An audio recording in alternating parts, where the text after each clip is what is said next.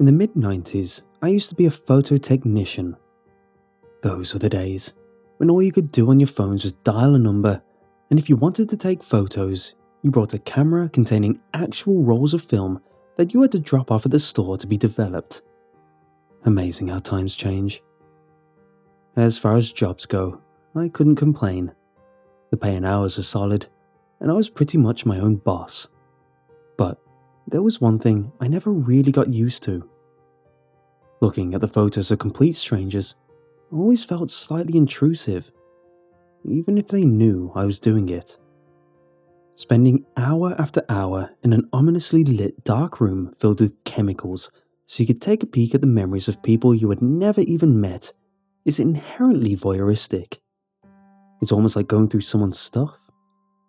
So that's why I always made sure not to get too interested in what photos I was developing. Some days I like to pretend I was in the government lab developing film for some kind of top secret project, but the reality was nowhere near that. Usually the most exciting pictures I dealt with were holiday pictures of parents wearing ugly Christmas sweaters before they were a joke. One day I was developing some photos of a drop-off order. I had done the initial process. I was now checking my work to make sure it had come out okay. Everything looked fine. The colours were all normal, and the images were just as they should be. Since this was back when someone could have red eyes in pictures, they weren't exactly the model of clarity and detail we have now, but they were acceptable. I was just about to put these away and start on my next order, when for some reason, one of the photos caught my attention. Most of these pictures were shot of the outdoors that someone took near a park or something. There were some beautiful shots of a lake filled in on every side by dense pine trees. It was gorgeous to look at, but there was something a little off. One of the last pictures showed a family of 5 gathered together in front of a cluster of blue spruce trees near a pond in the afternoon. In the left corner, near the edge of the shot, there was the shape of a person. There wasn't much you could tell, but it was definitely a person standing there, wearing what looked like a black shirt and blue jeans. It's clear from the picture that the photographer was either ignoring the person, or more likely, had no idea the person was even there. There was nothing obviously alarming about it, but it reminded me of those blurry Bigfoot pictures that were on the front page of some of the tabloids located out in front. It was something about the lone person lurking out in the woods that looked slightly creepy. But a random person making it into the shot happened in a ton of pictures, especially back then. So I finished the order, went on with the next batch, and forgot about the picture. About 3 weeks later, I was going through a totally different order when I found another strange picture. Except this one was different. Instead of the great outdoors, this picture was from a birthday party of some sort.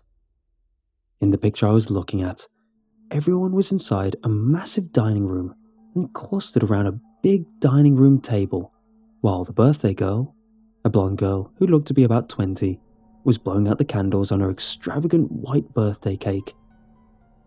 But what caught my attention was the large bay window that everyone was facing away from. There was a man standing outside, closely watching everyone inside. He was average looking from what I could tell, but what caught my attention was his expression.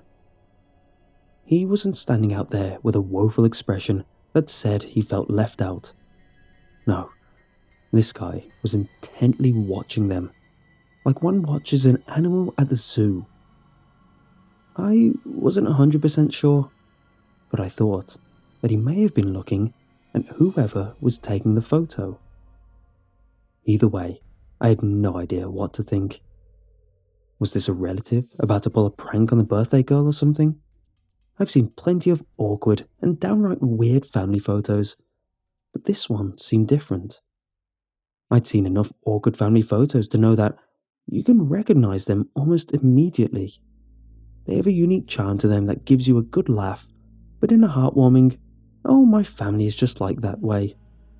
Since there wasn't much of anything I could do about a weird picture, I checked the rest of the pictures, packaged it up, and kept on with my work. But this time, I couldn't shake the image. Over a month later, there was another weird picture. The setting this time was some kind of pool party. From the looks of the flag-themed decor, it was some kind of 4th of July get-together. It looked like a fun time. Plenty of people waving sparklers and eating grilled hamburgers and hot dogs in between taking a dip in an in-ground swimming pool. As the day turned to nighttime, the pictures now showed people gathered around a large campfire where they roasted marshmallows. My stomach dropped when I saw someone in a picture who looked just like the guy from the birthday party picture.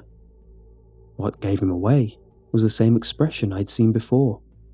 Unflinching, unsmiling, and out of place amidst all the holiday festivities. This time, he was in the next to last photo. The picture was of a huge gathering at some public park, with all the people spread out on blankets and folding chairs. I figured everyone was there to see some fireworks.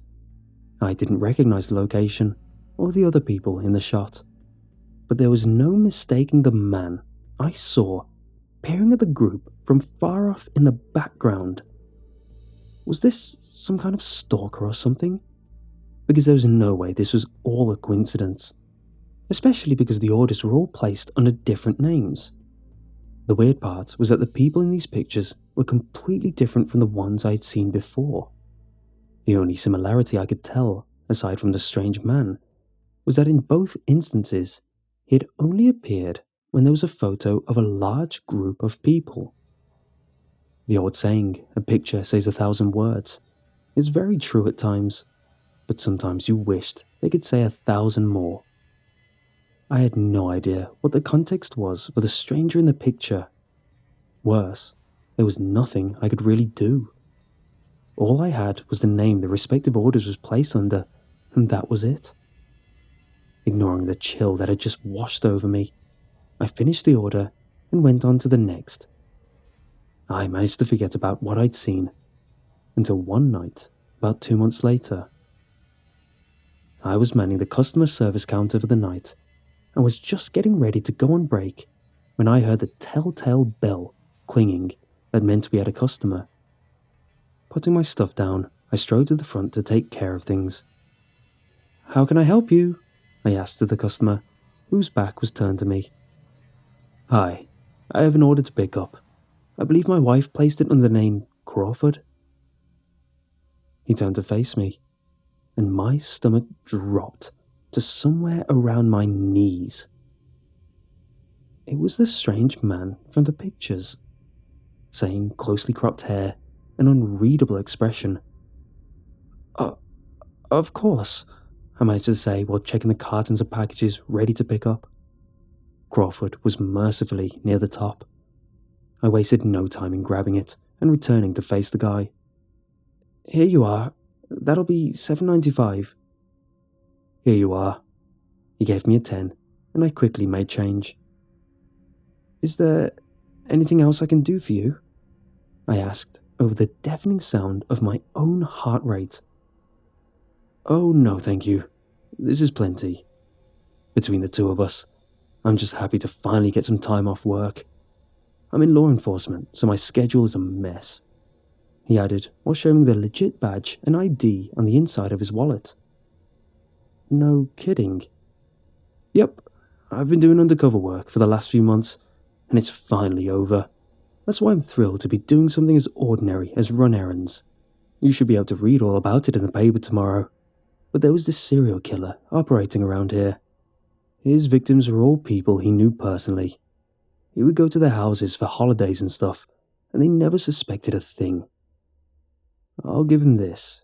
He was clever.